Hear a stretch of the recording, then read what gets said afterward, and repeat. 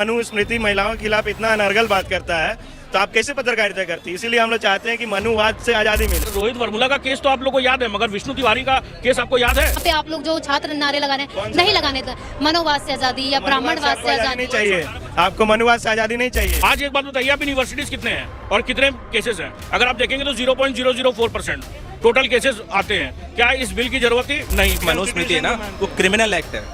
जो मनुस्मृति है वो क्रिमिनल एक्ट है, उसमें है ना इक्वल नहीं माना गया, बस इस वजह से इनका विरोध है। ये जो पोस्टर पे लिखा है break the silence, stop caste violence, आपको भी लग रहा है कि कास्ट वायलेंस हो रहा है, कास्ट सिस्टम जो हो रहा है?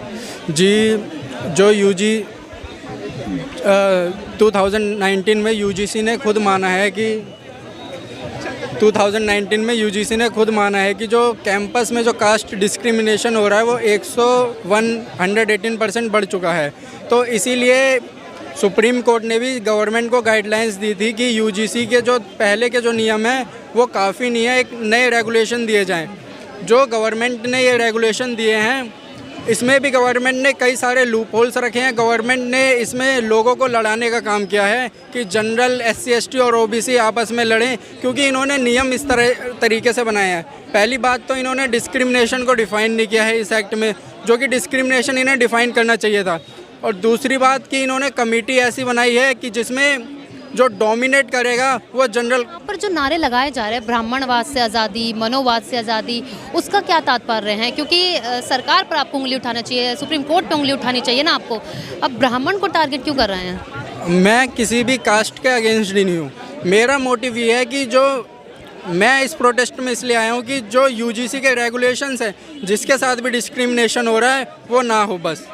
बाकी ये ब्राह्मणवाद से आज़ादी, तो मैं इस नारे से इतना कुछ खास समर्थन करता नहीं हूँ कि ब्राह्मणवाद से ना आज़ादी और ब्राह्मणवाद से आज़ादी या और भी कोई अन्य नारा हो। आपको नहीं लगता कि सबको मिलकर एकजुट रहना चाहिए?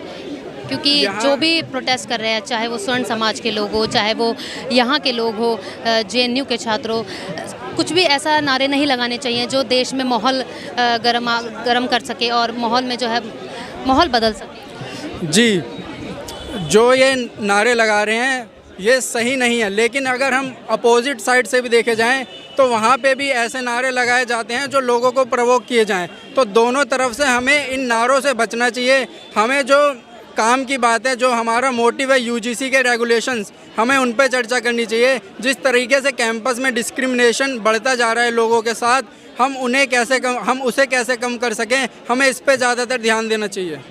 क्या नाम हुआ? अनुज। और हमारे पास एक डेटा है जो ये बताता है कि पिछले 1 और 2 ईयर्स में 118% केसेस ये बढ़े हैं। तो देखिए, सिंपल सा मेरा एक एग्जांपल के थ्रू मैं समझाना चाहूँगा। थोड़ा सा आप पीछे हो जाइए। एग्जांपल के थ्रू मैं समझाना चाहूँगा कि अगर वीमेन के प्रोटेक्शन के लिए लॉ बने हैं, जितने भी लॉ बने हैं हमारे IPC CRPC में, अब तो BNS हो गया, तो उसमें हम ये भी तो बोल सकते हैं कि वीमेन इस चीज़ का गलत फॉल्स एलिगेशंस लगा के और किसी को परेशान कर सकती हैं। ये भी फेक है। तो क्या हम सारे लॉ हटा देंगे एक झटके में? नहीं हटा सकते। सिंपली वही है कि पहले आप किसी के ऊपर आरोप लगाते हो, फिर वो मामला कोर्ट में जाता है या उसका पूरा इंटरप्रिटेशन होता है और फाइनल जजमेंट आता है। सिंपली अगर ये यूजीसी रूल आया है तो यूनिवर्सिटीज़ में हमारे इक्विटी कमेटी बनेगी, उसमें इक्वल रिप्रेजेंटेशन होगा सभी सेक्शंस के, और उसके बाद से एक फेयर जजमेंट आएगा कि हाँ पर्टिकुलर इंसान ने गलत किया है या फाउंड गिल्टी है या नहीं है। सिंपल है। तो इसमें why to make all this type of caste based और ये पर्टिकुलर सेक्शन हम बैकवर्ड वर्सेस करें नारों की, तो दोनों तरफ से जो नारे लग रहे हैं, चाहे वो स्वर्ण समाज से नारे लग रहे हों, चाहे वो यहाँ से नारे लग रहे हों, पक्ष में नारे लग रहे हो, विपक्ष में नारे लग रहे हो, इन नारों का क्या मोटिव बनता है? क्या ये देश में माहौल ख़राब नहीं करने हैं इसलिए ऐसे नारे? देखिए, सबसे पहली बात है कि सबसे पहले नारा कौन लगा यहाँ पे? मुझे लगता है कि 3 से 4 दिन पहले इसी जगह पे सबसे पहले नारा कौन लगाया? वो लोग।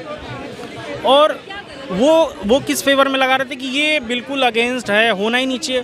वो फेयर न्यूट्रल बात नहीं कर रहे थे। वो इन ऑर्डर टू एक सोसाइटी को सप्रेस करने के लिए नारे लगा रहे थे, और उसी सप्रेशन को हम लोग ऊपर अपलिफ्ट करने के लिए हम यहाँ नारे लगा रहे हैं। ये ऐसा नहीं है। लेकिन मेरा पॉइंट वही है, सिंपल, इसको बहुत ज़्यादा इस तरीके से ना देखा जाए। जैसे आपको पता है 2023 में इंडियन पीनल कोड था, जो भारतीय दंड संहिता था, उसको नाम चेंज करके भारतीय न्याय संहिता हुआ है, जिसका मतलब है कि हम न्याय की तरफ जा रहे हैं, ना कि दंड की तरफ। सिमिलरली मेरा वही कहना है, वही पॉइंट मेरा यहाँ भी कहना है कि हम किसी पर्टिकुलर सेक्शन ऑफ सोसाइटी को पनिश करने के लिए नहीं, हम किसी पर्टिकुलर सोसाइटी को जस्टिस प्रोवाइड करने के लिए हम ये लॉ बना रहे हैं। और चूँकि पर जो मनोवाद से आज़ादी और ब्राह्मणवाद से आज़ादी के नारे लगाए जा रहे हैं, उस पर क्या कहना है? मतलब एक ब्राह्मण को टारगेट किया जा रहा है, ऐसा कहा जा रहा है। देखिए उसमें मैं बहुत इन डेप्थ में नहीं जाना चाहूँगा। वो मैं ये कहना चाहूँगा कि वो किसी पर्टिकुलर कम्युनिटी नहीं है, वो एक माइंडसेट है। माइंडसेट वो ये कहता है, अगर हम बहुत ज़्यादा पास्ट में जाके देखेंगे, कि एक पर्टिकुलर कम्युनिटी जो बहुत ज़्यादा लोगों को सप्रेस करती हो, दैट इज़ नोन एज मनुवाद एंड ब्राह्मणवाद, वो भी है। लेकिन मैं उसमें नहीं जाना चाहता हूँ। That will be a very controversial statement. मैं सिंपली बस ये कहना चाहता हूँ कि देखिए, ये मामला 2012 में जो रेगुलेशंस बनाए गए थे, उसमें ST SC था, उसमें कोई इशू नहीं था, किसी को कोई प्रॉब्लम नहीं थी। अभी जो 2 केसेस हुए, रोहित वेमुला और पायल तड़वी वाला केस हुआ और सुप्रीम कोर्ट में मामला गया, और तब से पिछले 5 से 6 सालों में वो पेंडिंग है और चलता आ रहा था। तो फिर फाइनली सुप्रीम कोर्ट ने उसमें ऐड करा OBC कम्युनिटी। सुप्रीम कोर्ट पर जो ये आरोप लगाया जा रहा है कि उन पर दबाव बनाया गया, इसलिए सुप्रीम कोर्ट ने जो है स्टे लगा दिया। एक न्याय की अदालत पर आप एक बड़ा सवाल खड़ा कर रहे हैं कि उन पर आरोप लगा रहे हैं। नहीं, देखिए पहली बात एक वर्ड में बोलना चाहूँगा, एक लाइन की justice is abstract but law is a fact. Law वही है जो लिखा हुआ है। अब जैसे हम ये कह सकते हैं कि कोई चोर है, वो चोरी किया और वो ये बोल सकता है कि मुझे न्याय चाहिए, तो वो जस्टिस मांग रहा है, बट वो चीज़ नहीं है। जो लॉ में तो ये लिखा है कि उसको पनिश करना चाहिए। तो सुप्रीम कोर्ट के ऊपर हम आरोप नहीं लगा रहे हैं। सुप्रीम कोर्ट में अगर मान लीजिए कोई भी जजमेंट आता है और हम उससे सेटिस्फाइड नहीं होते हैं, तो हम उसको दोबारा पिटीशन फाइल करते हैं रिकंसीडर करने के लिए, कि दोबारा पुनर्विचार याचिका दायर करते हैं, एक बार फिर से आप उसको कंसीडर कर लीजिए। सिमिलरली अगर ये केस इतने लंबे समय से चल रहा था और फाइनली ये 2-4 पॉइंट ऐड किए गए, तो फिर दोबारा मामला सुप्रीम कोर्ट में गया। तो मेरा कहने का मतलब यही है कि सुप्रीम कोर्ट इस चीज़ को अच्छे से 118% का वो बताएंगे डेफिनेशन, कितना केसेस हुआ है टोटल? ये स्टैटिस्टिक्स है। स्टैटिस्टिक्स से हमें पता चला है कि ये पिछले कितना केसेस टोटल रजिस्टर्ड हुआ है, बताएंगे? परसेंटेज में बता रहे हैं। नहीं, परसेंटेज में तो ये है ना, नंबर में बताएंगे? नंबर में देखिए, नंबर्स में मुझे एग्जैक्टली याद नहीं है, बट आई थिंक कितना फिर भी कितना बताइए, पूछिए। I think 1500 plus cases. 1500, वाह, व्हाट अ नॉलेज। इन्होंने 1500 बताया, उसका 1/5 भी नहीं है। 300 कुछ केसेस है रजिस्टर, ठीक है, 314 या कुछ केसेस है, माने 118% की वृद्धि हुई है। ये मैं मानता हूँ कि अगर 1% भी वृद्धि होती या कुछ भी होता तो उसके खिलाफ भी जांच होनी चाहिए थी। मैं ये मना नहीं कर रहा हूँ। आज एक बात बताइए, आप यूनिवर्सिटीज़ कितने हैं और कितने केसेस हैं? अगर आप देखेंगे तो 0.004% टोटल केसेस आते हैं। क्या इस बिल की ज़रूरत थी? नहीं, बिल की ज़रूरत नहीं थी। हाँ, मगर दोषियों के खिलाफ कार्रवाई होनी बहुत ज़रूरी है, चाहे वो स्वर्ण से आता हो, चाहे वो शेड्यूल कास्ट से आता हो, चाहे शेड्यूल ट्राइब से आता हो, चाहे OBC से आता हो। गलत बोल रहा हूँ भाई? हाँ, मैं गलत बोल रहा हूँ? स्वर्ण के ऊपर में अगर कुछ दिक्कत हो रहा है तो उसके खिलाफ आप काउंट करेंगे या नहीं करेंगे?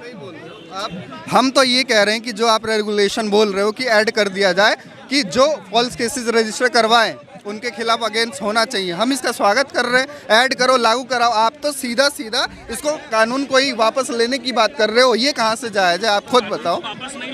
आप कानून को अगर वापस नहीं लेंगे तो क्या करेंगे? आप एक बात बताइए, इस कानून में सिर्फ SC ST और OBC के ऊपर में ही, मैं भी OBC समाज से आता हूँ, पहले 4 मत जाइएगा कि हम जनरल समाज से आते हैं। हाँ, ये बताइए मुझे आप कि ये जो आपका जो बिल का बोल रहे हैं, कहीं ये सवर्णों के साथ में भेदभाव नहीं है? कि आप लोग रोहित वर्मुला का केस तो आप लोग को याद है, मगर विष्णु तिवारी का केस आपको याद है? ये विष्णु तिवारी का मामला क्या था पूरा? नहीं पता। नहीं, आपको पता है ना? क्या विष्णु तिवारी और केस रोहित वर्मुला का केस समान था? बिल्कुल नहीं। ये विष्णु तिवारी तो भैया मैं सुन लीजिए ना, आप सुन लीजिए, कंपेयर आप कर रहे हैं ना, तो ये विष्णु तिवारी का केस तो एकदम पक्का है, 100% है। और ये रोहित वर्मुला का फर्जी है, क्योंकि जब बाद में पता चला कि वो रोहित वर्मुला तो SC ST ही नहीं था। अरे मेरे को उसका नाम जान के भी कुछ नहीं करना है, आपको पता है ऑलरेडी इस देश में जो हिस्टोरिकली इनजस्टिस का बेस क्या रहा है, जेंडर से लेके कास्ट से लेके, आप ये मतलब जब समाज में इनजस्टिस का बेस, समाज में इनजस्टिस का आधार जो रहा है ना, जब एफर्मेटिव एक्शन आया था, स्वाभाविक सी बात है कि उसी आधार पे जस्टिस करने का बात आएगा। लगातार जो मिसयूज का एक बड़ा कंसेप्ट लेके आ रहा है कि मिसयूज होगा इस देश में। आप देखिए मंडल आया, इस देश में SC ST एक्ट आया, वुमेन के देखिए ना, जब वुमेन रिजर्वेशन के लेके, चाहे वुमेन पे जो सेक्सुअल हरासमेंट के लेके जब केस आता है, मिसयूज का बात हो रहा है कि वुमेन भी मिसयूज कर, क्या मिसयूज हो रहा है इसके मतलब किसी वुमेन पे कोई कानून लाया ही नहीं जाए, छोड़ दे मतलब ना लाए, क्योंकि मिसयूज हो जाएगा।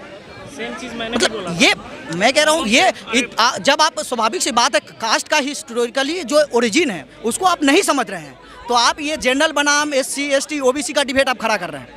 इस देश में हिस्टोरिकली ओरिजिन क्या रहा है इनजस्टिस का, जेंडर रहा है, कास्ट रहा है, स्वाभाविक सी बात है एरिया रहा है। आप जब इसको नहीं समझते हैं तो आप इस दौर में आते हैं कि नहीं जनरल के साथ हो सकता है। अरे अब मतलब ये सब बेकार की बातें हैं। एक इंडिविजुअल हो रहा तो बेकार की बातें हैं। मैं कह रहा हूँ उठा के देखिए ना, आज के समय में मान लीजिए इन्होंने बोला कि एक विष्णु तिवारी के साथ गलत SC ST एक्ट लगा, लेकिन आप देश में देखिए कि हर साल कितने दलितों का उत्पीड़न हो रहा है। रेट क्या है भाई, कन्विक्शन रेट क्या है, कितने दलितों का उत्पीड़न हो रहा है। और जब से एक SC ST एक्ट आया है तब से दलितों को एक वॉइस मिला है। उसी तरीके से जो UGC का ये नया रेगुलेशन है, जिससे कि न्याय की अदालत पर सवाल खड़े करना कि उन पर सुप्रीम कोर्ट पर जो है वो दबाव बनाया गया है स्वर्ण समाज के लोगों का, ये भी तो गलत है ना सर। नहीं, हम सुप्रीम कोर्ट से रिक्वेस्ट कर रहे हैं। देखिए इस देश में राइट टू प्रोटेस्ट है ना, हम तो विरोध कर सकते हैं, लोकतांत्रिक देश में विरोध करने का राइट टू प्रोटेस्ट है ना, तो हम यहाँ पे हम अपने कैंपस प्लेस में विरोध करेंगे। अगर हमको किसी फैसले से, किसी डिसीजन से दिक्कत होगा तो हम अपना विरोध दर्ज करा सकते हैं। आप ठीक है, आपका कहना सही है कि हम प्रोटेस्ट करेंगे, मगर एक बात बताइए बॉस कि जब सुप्रीम कोर्ट ने ही इसको, सुप्रीम कोर्ट से तो हमारे से ज़्यादा उनके ऊपर में नॉलेज होगा, को स्ट्राइक डाउन अगर किया है तो कुछ सोच समझ के किया होगा। और दूसरा चीज़ यहाँ पे तो चलिए देखिए, आप एक सुप्रीम कोर्ट का अवहेलना ही कर रहे हैं। दूसरी बात, अब एक सुप्रीम कोर्ट का अवहेलना नहीं हो रहा है, सुप्रीम कोर्ट के किसी भी आप मेरे पर अत्याचार कर रहे हैं, बताइए अब हम कौन सा केस फाइल करें, बताइए भाई मेरा आवाज मत दबाओ यार मैं ये बोलना चाह रहा हूँ कि देखिए इस केस का अगर आपको रखना है, ये जो कमेटी बनी हुई थी जो सजा देगी, उसमें एक भी स्वर्ण जाति का नहीं है। क्यों आप स्वर्ण को ही मैंने आप सजा देंगे? देखो UGC जो ये कानून है, तो इसके अंदर क्या है कि जो कमेटी बनाई गई है तो वो एक डिपार्टमेंटल इंक्वायरी या फिर जो वैसे है, और बाकी रहा इन्वेस्टिगेशन का, ये कोई डिपार्टमेंट इन्वेस्टिगेशन एजेंसी नहीं है। FIR होती है, FIR के बाद इन्वेस्टिगेशन होती है, एंड देन जब चार्जशीट होती है ना, उसमें भी दो चीज़ें होती है। अगर क्लोजर रिपोर्ट है तो 211 और 192 IPC की 7 साल की सजा है उसके अंदर, क्यों नहीं करते? अगर चार्जशीट फाइल हो रही है उसके बाद ट्रायल के बाद एक्यूट हो रहा है कोई बंदा, आपको लगता है कि ये जो केसेस जो आते हैं भैया SC ST के, वो 100% ओरिजिनल होते हैं, मैंने फेक नहीं होते हैं? अगर कोर्ट में केस चल गया ना, ट्रायल के बाद एक्यूट हो रहा है, तो उस आदमी की गलती नहीं है, उस प्रोसिक्यूशन डिपार्टमेंट की गलती है। निठारी वाला केस पढ़ा है आपने? पढ़ा है? क्या हुआ था उसके अंदर? भाई देखो सुनो, ये इसका केस पढ़ा है, उसका केस पढ़ा है। हम लोग यहाँ पे देखो यार, सुन तो ले भाई, हम लोग यहाँ पे इसलिए हैं कि चलो आप प्रोटेस्ट कर रहे हैं, मैं भी कुछ चीज़ों में इसमें अगर 2-3 संशोधन अगर हो जाता तो मैं भी इस बिल के अगेंस्ट में मैं भी नहीं हूँ। देखिए अगर कहीं पे भी किसी के साथ शोषण हो रहा है, आपके ऊपर में हो, चाहे आप स्वर्ण हो, चाहे SC हो, चाहे ST हो, किसी के ऊपर में भी अगर उत्पीड़न हो रहा है तो उत्पीड़न ही माना जाएगा, समझे? ये नहीं कि स्वर्ण के किसी के ऊपर में कि स्वर्ण के, देखिए छुआछूत तो ये बिल में ही आ रहा है ना, छूत का। अगर वो स्वर्ण आप बिल में मैं कोई देखो, मैं कोई ऐसे बिल में क्या अगेंस्ट भी नहीं हूँ, सपोर्ट में भी नहीं हूँ। मेरा ये कहना है कि भाई अगर FIR होती है, FIR के बाद इन्वेस्टिगेशन होती है, एंड देन चार्जशीट होती है, अगर वो गलत पाया जाता है 211 और 192 की कार्रवाई करिए। इवन ये जो SC ST एक्ट में भी अप्लाई करो ना, करते क्यों नहीं? चार्जशीट फाइल कर दी, इसका मतलब तो हुआ है क्राइम, इन्वेस्टिगेशन एजेंसी ने माना है क्राइम हुआ है, एंड देन प्रोसिक्यूशन पर नारे लगाए जा रहे हैं मनोवाद से आज़ादी और ब्राह्मणवाद से आज़ादी, उसका इसमें क्या महत्व है? देखो ब्राह्मणवाद, ये देखो मेरे को तो पता नहीं, ये बोलते हैं कि भाई सोच है। और ब्राह्मणवाद एक व्यवस्था है, एक सोशल स्ट्रक्चर है, एक सोच है। वो ऐसा सोच है जो बोलता है कि समाज में जो है हायरार्की जो है वो बनी रहनी चाहिए। हम बोलते हैं कि समाज में समता हो, सब एक बराबर हो। तो इस व्यवस्था फिर से यहाँ पे आज़ादी जो है। नारे लगाए जा रहे हैं, जाति के खिलाफ हाँ हाँ नहीं है। मैं वही बात कर रही हूँ, यहाँ पे जो नारे लगाए जा रहे हैं तो ये नारे नहीं लगाने चाहिए, चाहे वो स्वर्ण समाज के लोग हो, चाहे वो ये यहाँ पे आप लोग जो छात्र नारे लगा रहे कौन हैं, सा नहीं नारा? लगाने मनोवाद से आज़ादी या ब्राह्मणवाद आपको से आज़ादी आज़ादी नहीं चाहिए, आपको मनुवाद से आज़ादी नहीं चाहिए, लोकतांत्रिक देश नहीं चाहिए आपको, आप मनुवादी देश चाहते हैं। मनुवाद से आज़ादी इसलिए लगाया जा रहा है कि मनु के हम नहीं मानते, हम लोग लोकतंत्र को मानते हैं। हम लोग बाबा साहब जो के मनुस्मृति है ना, Constitution को वो क्रिमिनल एक्ट है। जो मनुस्मृति है वो क्रिमिनल एक्ट है, उसमें है ना इक्वल नहीं माना गया, बस इस वजह से इनका विरोध है और ये करते हैं। सिंपल कि मतलब कि हर पर्सन को अपने हिसाब से सज़ा मिलेगी, मतलब सबको एक समानता सज़ा मिलेगी। मनुवाद के अंदर वो अलग अलग सजाएं दी हुई है, क्रिमिनल एक्ट है पहली बात। और दूसरी बात ये रही कि क्या बोलते आप महिला है, मनुस्मृति में तो महिलाओं के खिलाफ इतना खराब लिखा है। अब मनुवाद लागू होता तो पत्रकारिता भी नहीं कर पाती। मनुवाद तो महिलाओं के खिलाफ, मनुस्मृति महिलाओं के खिलाफ इतना अनर्गल बात करता है, तो आप कैसे पत्रकारिता करती? इसीलिए हम लोग चाहते हैं कि मनुवाद से आज़ादी मिले। और हम लोग एक लोकतांत्रिक देश में रहते हैं, एक इंडिया जो है रिपब्लिक डेमोक्रेटिक नेशन है ना, तो हम लोग यहाँ पे इसीलिए डिमांड करते हैं कि हम लोग यहाँ पे पढ़ाई कर रहे हैं। अगर हमको लगता है कि कोई, मान लीजिए हम तो कॉन्स्टिट्यूशनली मनुवाद से आज़ाद हो गए, लेकिन लोगों के दिमाग में, सोच में अभी जो बैठा हुआ है मनुवाद, अगर वो जब तक नहीं हटेगा तब तक ये नारा लगता रहेगा। मनुवाद में कोई प्रॉब्लम वैसे ही नहीं है, अगर वो इक्वली ट्रीट कर देना सबको पनिशमेंट एक बराबर दे दे, सबका तू क्राइम करे मैं करूँ सब करे एक जैसा, तो कोई प्रॉब्लम नहीं है। और जो हिंदू लोग है ना, आप मानोगे नहीं भाई, 90% है ना हिंदू कोड बिल, जो हिंदू लॉ और मुस्लिम लॉ, जो पर्सनल लॉज है, किससे आए हैं, किसकी देन है? मनुवाद से ही देन है, और उसी से चला आ रहा है। और बाकी रही SC/ST एक्ट वाला एक्ट, और भाई 211 और 192 कार्रवाई करो, करते क्यों नहीं हो? चार्जशीट क्यों फाइल करते हो? मेरे को तो ये समझ नहीं आता। एंड देन एक्विटल अगर कोई हो रहा है तो इसका मतलब यह है कि प्रोसिक्यूशन डिपार्टमेंट की गलती है, उस इंसान की गलती नहीं है, क्योंकि प्रोसिक्यूशन डिपार्टमेंट ने और पुलिस ने ये माना है कि भाई क्राइम हुआ है, तो क्राइम हुआ है तो उसके बाद हो रहा है ये सब कुछ।